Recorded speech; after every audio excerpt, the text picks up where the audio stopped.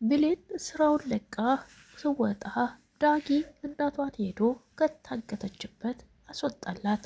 ምክንያቱም ዳጊ በኃይሉና የበኃይሉ ጓደኛ ብሌንን ከስራው አባረው ስትወጣ እንደሚገሏት ስላወቀ እናቷን ታገተችበት አውጥቶ በሩጫና በግስግሳ ብሌን ተስራዋ እየተባረረች ነው። ተዛም ስትወጣ ስለሚያግቷት እሷንም እንድረስላት ብሎ ወሰዳት። ብሌንም እትየዋን ሰላምን ተሰናብታ ቃልንም ከሰናብታ ስትወጣ የዳጊንም ደጃፍ ቆማ ዳጊ ጥሩ ሰው ነህ አንተ ለእኔ በቃ አንድ ቀን ላገኘህ እችላለሁ ፈጣሪ ተፈቀደ እያለች እግሯ ወደኋላ እየቀረ ስራዋን ለቃ እየወጣች ደረሱባት። በሩን ከፍታ ዞር ብላ የሰላም ቤት ትመለከት ነበር። ዳጊና እናቷ አሳዳጊ እናቷ በር ላይ ቆመዋል። እሷም ሮጣ ሄዳ እማዬ ብላ እቅፍ አረገቻት።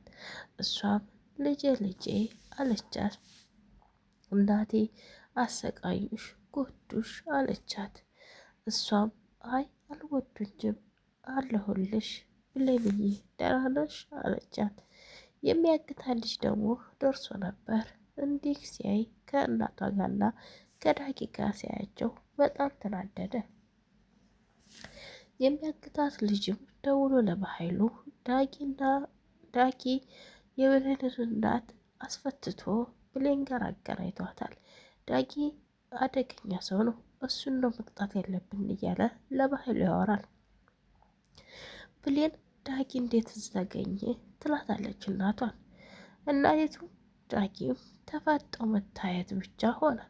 ከዛም እናትዬቱ እንዲህ ያለቻት ብሌን ዳጊ ለእኛ ብዙ ዋጋ የከፈለ ነው።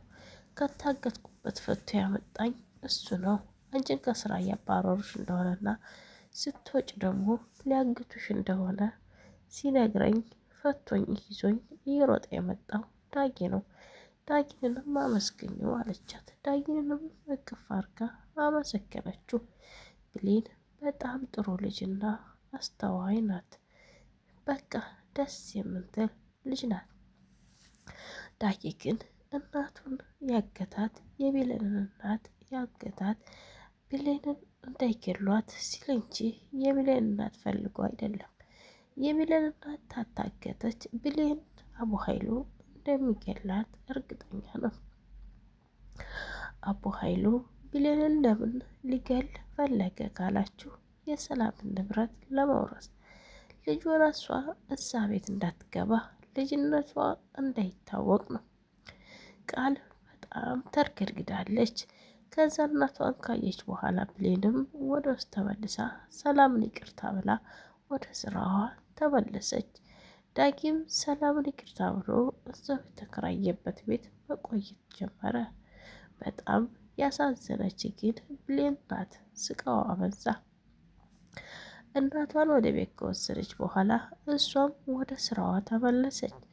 ወደ ስራዋ ስትመለስ ግን ሰላም በቤት ውስጥ የለችም ነበረ። ስራዋንም ጀመረች። ቃል ለምን መጣሽ? ማን ያለሽ? ተባረሽ የለም ለምን የመጣሽው አለቻት። ሰላምን ለምኛት እሺ በላይ ነው። ቃል እናቴ እኮ ተፈታች። ለእናቴ ብዬ ነበር የሚሄደው ግን እናቴ ስትፈታ ወደ ስራዬ ልመለስ ብዬ ነው። ምንደው ችግር አለ ስትላት ቃልም ምን አገባኝ ስላንቺ እናት ለምን መጣሽ ነው ያልኩሽ። እዚህ ቤት እንድትመጪ አልፈልግም ብዬሻለሁ። ለምን መጣሽ አለቻት። ብሌንም ዝም ብላ ጽዳቷን ቀጠለች። እናቷን ልታይ ሄደችና ብሌን እናቷን ልታይ ስትሄድ ዳጊና እናቷ ያወራሉ። ማን ያሳገተኝ ስትለው የብሌን እናት አቡ ኃይሉና አጋዡ ናቸው አላት። እሷም ምንድነው የሰማሁት አለቻቸው። እጇን ቢይዛትም አልቆመችም። አቡ ኃይሉ ጋር ሄዳ አንተና እናቴን ያሳገትካት አልለቅህም፣ ሚስጥርህን ሁላ አወጣብሃለሁ፣ አርፈ ብትቀመጥ ይሻልህ ነበር አለችው። ቃል የሰላም ልጅ እንዳልሆነችና ልትገላት እንደነበረ ሁሉንም ነገር ያደረግከውን ያገርከውን ሁሉ ስለማቅ እያንዳንዱ አስረዳታለሁ። ከዛ ምን እንደሚወጥህ ታውቃለህ አለችው። እሱም በድንጋጤ ዝም አለ።